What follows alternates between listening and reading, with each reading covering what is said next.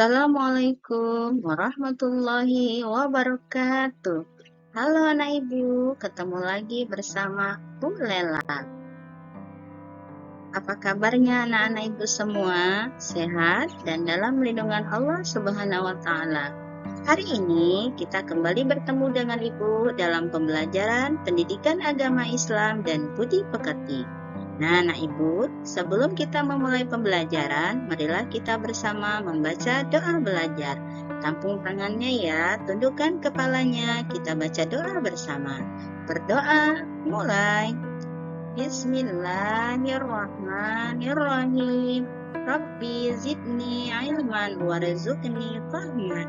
Ya Allah, tambahkanlah ilmu kepadaku dan berikanlah aku pemahaman. Amin. Nah, anak ibu, pada pertemuan kali ini kita akan membahas tentang perilaku terpuji dalam bentuk kerjasama. Sesuai dengan firman Allah yang berbunyi, fastabiqul khairat, yang artinya, maka berlomba-lombalah kamu dalam kebaikan. Kerjasama adalah sebuah usaha yang dilakukan secara bersama-sama. Istilah lain, kerjasama disebut dengan istilah gotong royong. Pekerjaan yang dilakukan bersama-sama atau gotong royong itu sangat indah karena dengan bekerja sama akan mempererat tali persaudaraan. Mengapa harus ada kerjasama?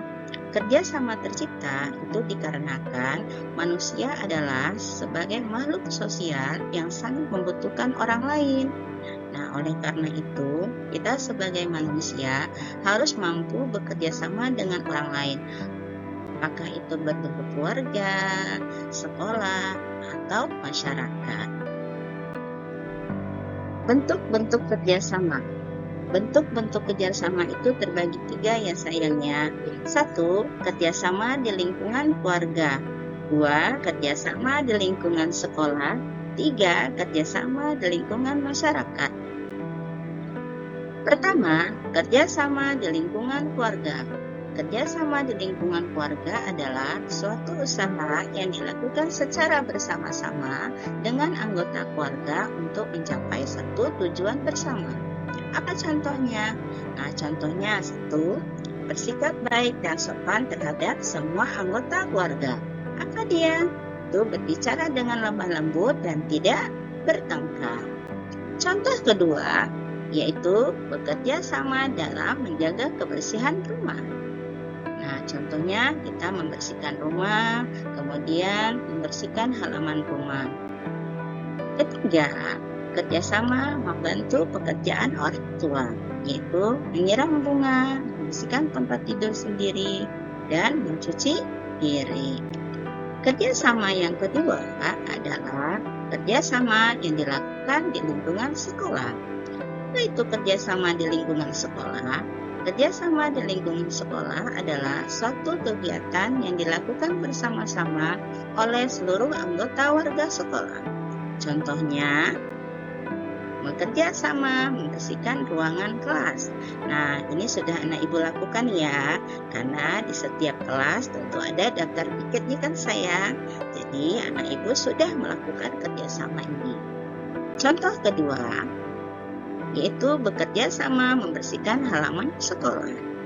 Nah, ini juga bisa dilakukan, itu membersihkan halaman belakang sekolah dan membersihkan halaman depan sekolah. Contoh ketiga, bekerja sama dalam bentuk belajar. Nah, itu bisa dilakukan dengan cara mengerjakan tugas kelompok secara bersama-sama dan merapikan perpustakaan dengan cara bersama-sama setelah selesai membacanya.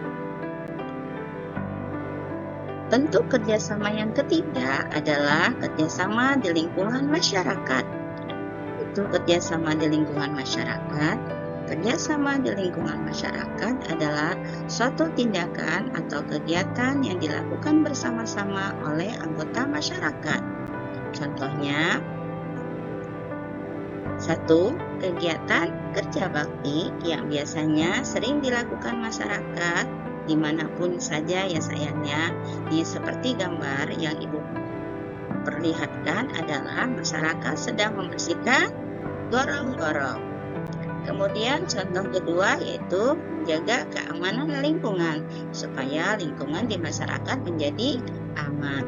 Yang ketiga adalah mengikuti perayaan yang diadakan di masyarakat. Biasanya setiap 17 Agustus akan ada kegiatan lomba di setiap kelurahan ya sayangnya atau setiap masyarakat. Apa ya manfaat adanya kerjasama? Manfaat adanya kerjasama itu banyak sekali ya sayangnya. Satu, dengan adanya kerjasama bisa menumbuhkan semangat persatuan. Yang kedua, pekerjaan akan menjadi lebih cepat selesai karena kita melakukannya secara bersama-sama. Yang ketiga, pekerjaan akan lebih menjadi ringan. Yang tadinya berat membersihkan gorong-gorong itu luas, karena kita melakukannya bersama-sama, akhirnya pekerjaan itu cepat selesai dan terasa lebih ringan. Yang keempat, akan menciptakan hidup yang rukun. Dan terakhir, dapat mempererat tali persaudaraan. Nah, anak ibu, setelah mendengarkan materi yang ibu sampaikan tadi, nah ini ada tugas yang harus anak ibu buat. Nanti anak ibu kerjakan di dalam buku latihan.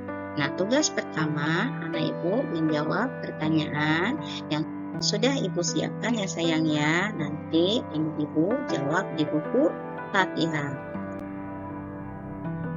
Nah, untuk tugas kedua, anak ibu menyiapkan buku gambar.